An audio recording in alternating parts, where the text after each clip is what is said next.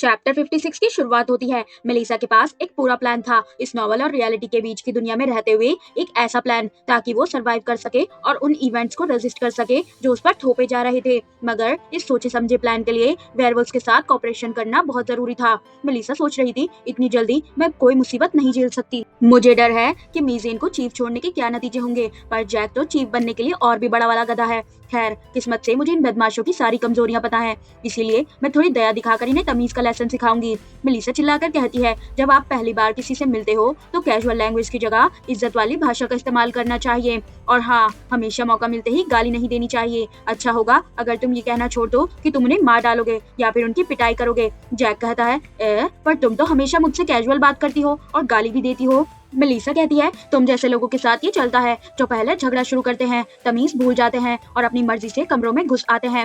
मीज़ेन हंसकर कहता है, ये बकवास बंद करो और बस मुझे आजाद करो। लगता है तुम ये सब इसीलिए कर रही हो क्योंकि तुम मुझसे दोबारा हारने से डर रही हो। मेलिसा हंसकर कहती है, ओहो मिस्टर मीज़ेन, टीचर ने अभी क्या कहा था? मुझे पक्का यकीन है, मैंने कहा था कि जब तुम किसी से बात करो तो इज्जत से पेश आना चाहिए। ये कहकर मेलिसा अपनी शर्ट को ऊपर करती है। ये देखकर मीज़ेन थोड़ा शॉक होता है और कहता है, रुको जरा, तुम इतनी गिरी हुई तो नहीं हो सकती जो एक कमजोर वेयरवुल्फ पर हमला करे, वो भी एक मामूली रस्सी तक ढीली नहीं कर पा रहा। उसके बाद मेलिसा जैक और मीज़ेन की खूब बुरी तरह पिटाई करती है। वो हमें दिखाया नहीं जाता। वो गहरी सांस लेती है और उसको ये सब करते हुए पीछे खड़े बहुत सारे वेयरवुल्व्स देख रहे थे। मेलिसा कहती है, ये काफी फ्रूटफुल एजुकेशनल पीरियड था। मेलिसा जैक और मीज़ेन से कहती है, सच कहूँ तो मुझे अभी भी थोड़ा चैन नहीं मिल रहा। खैर छोड़ो, मैं तुम्हें तारीफ का एक स्टैम्प दूंगी क्योंकि तुमने बातें इतनी अच्छे से मानी। पीछे खड़े वेयरवुल्व्स आपस में बातें कर रहे थे। आखिर ये कौन है जिसने हमारे फर्स्ट और सेकंड इन कमांड को ऐसे चूहों की तरह पकड़ लिया? मुझे तो इससे वुल्फिश स्मेल आ रही है। क्या ये कोई वुल्फ गॉडेस है? मेलिसा ये सब इग्नोर कर देती है। मेलिसा मीज़ेन का मुंह पकड़कर उसे ऊपर उठाती है और कहती है, सीधे रहो। और फिर वो उसकी चिन को पकड़कर जबरदस्ती उसका मुंह खोल देती है और अपनी स्वॉर्ड से उसके एक कैनाइन पर स्टार बना देती है। पीछे खड़े वेयरवुल्व्स आपस में कहते हैं, ये उसने स्वॉर्ड से उनके दांत पर ऐसे ड्रॉ कैसे कर दिया? मेलिसा उसके दांत पर देखकर कहती है, बढ़िया, काफी अच्छा बना है। ये सब देखकर जैक बहुत ज्यादा डर जाता है और कहता है, ये तो पागलपन है, मुझे यहाँ से निकलना है। वो जैसे ही भागने लगता है, एकदम नीने उसे पकड़कर मेलिसा के पास ले आता है। मेलिसा हंसकर कहती है, नहीं। उसके बाद मेलिसा जैक के दांत पर भी सेम ऐसा ही मार्क बना देती है। जैक चिल्लाते हुए कहता है, व्हाट द हेल, ये आप क्या कर रही हो मैम? मेलिसा कहती है, मैंने तुम दोनों पर एक कर्ज लगा दिया है। वैसे गाइस, सच कहूँ तो मुझे पूरी स्टोरी में मेलिसा का ये लुक सबसे ज्यादा पसंद आया। आपको मेलिसा का कौन सा लुक सबसे ज्यादा पसंद है? कमेंट करके जरूर बताना। मेलिसा कहती है, अगर तुमने मेरी बात नहीं मानी या मुझ पर फिर से हमला किया या मेरे किसी भी आदमी को हाथ लगाया तो ये कर्ज शुरू हो जाएगा और तुम्हारा एक कैनाइन बाहर निकाल लिया जाएगा। इसीलिए जब तक मैं तुम्हें ना बुलाऊं तुम जंगल से बाहर निकलने की कोशिश भी मत करना। अगर तुम यूरी या नीने के आसपास भी दिखे तो तुम काम से गए। पीछे खड़े वेयरवुल्व्स डर गए थे। वो कहते हैं, कोई इतना बुरा कैसे हो सकता है? मेलिसा अपने मन में सोचती है, ये लोग सच में इसे मान रहे हैं, इससे ये कुछ वक्त के लिए शांत रहेंगे। इसी बीच मैं वापस जाऊंगी और बहुत सारी ऐसी सैक्रेड ऑब्जेक्ट खरीद लूंगी जो वेयरवुल्व्स के चार्म्स को रोक सके। और क्योंकि कैरेट और विप वाली बात याद रखनी चाहिए, मैं उन्हें चोरी छुपे अच्छा खाना भी भेजूंगी। अब कैरेट और विप वाली कौन सी बात होती है? वो ये है कि अगर पनिशमेंट दो तो उसके बाद रिवॉर्ड भी देना चाहिए।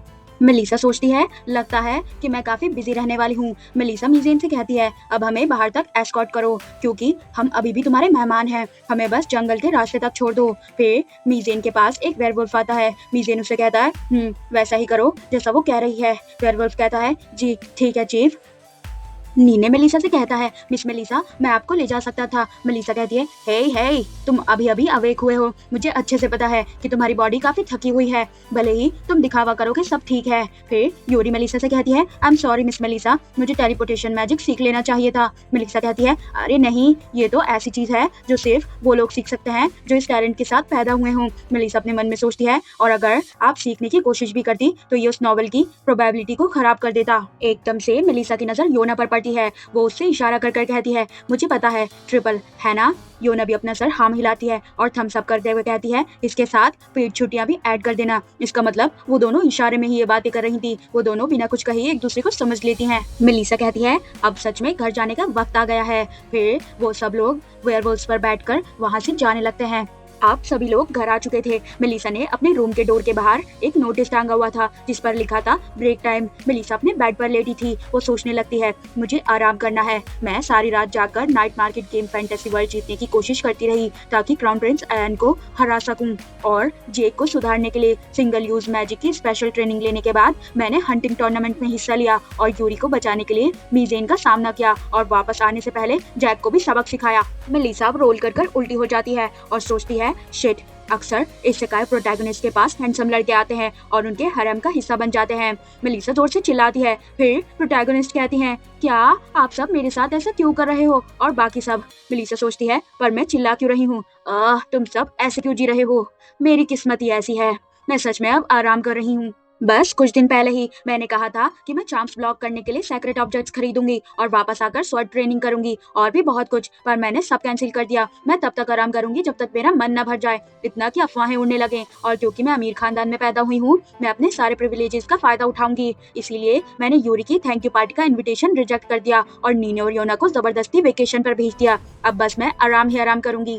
एकदम से मेलिसा के डोर पर नॉक होने लगती है। मेलिसा चुपचाप लेटी रहती है और कुछ नहीं बोलती। वो अपने मन में कहती है, मैं भी सो रही हूँ, मैं यहाँ हूँ ही नहीं। बाद में या जल्दी वो नॉक करके थक कर चला जाएगा, लेकिन नॉक करना तो रुकता ही नहीं है। वो जो भी था वो बार बार नॉक करता रहता है। मेलिसा मुंह बनाती है और गुस्से से बाहर जाती है और डोर खोलकर चिल्लाकर कहती है, क्या हुआ? तुम्हें क्या चाहिए? मैं ठीक हूँ, मुझे कुछ नहीं चाहिए। मुझे भूख नहीं लगी, दूध नहीं पीना और मैं पेपर भी नहीं पढ़ूंगी और मैं किसी रिलीजन में बिलीव भी नहीं करती। फिर मेड रोने लगती है। वो डर कर कहती है, मुझे माफ कर दीजिए लेडी मेलिसा, ऐसी कोई खास बात नहीं है। पर लॉर्ड जे। मेलिसा अब शांत होकर उसकी बात सुनने लगती है। मेड कहती है, मोनिका, मिस मोनिका, वो कह रहे हैं कि कम से कम आप उन्हें उसकी लाश तो लौटा दो। मेलिसा अपने मन में सोचती है, ओह सुनाई दे रहा है, मुझे सुनाई दे रहा है। उसे एक गाने की आवाज आने लगती है। हालांकि वो बस उसकी इमेजिनेशन थी। गाने की लिरिक्स कुछ ऐसी थी, इस डिजास्टर के बोझ तले जो मैं खुद अपने ऊपर लाई हूँ। मेलिसा अपने मन में कहती है, एक गाने की आवाज जो मेरी सिचुएशन को चिल्ला चिल्ला कर बता रही है।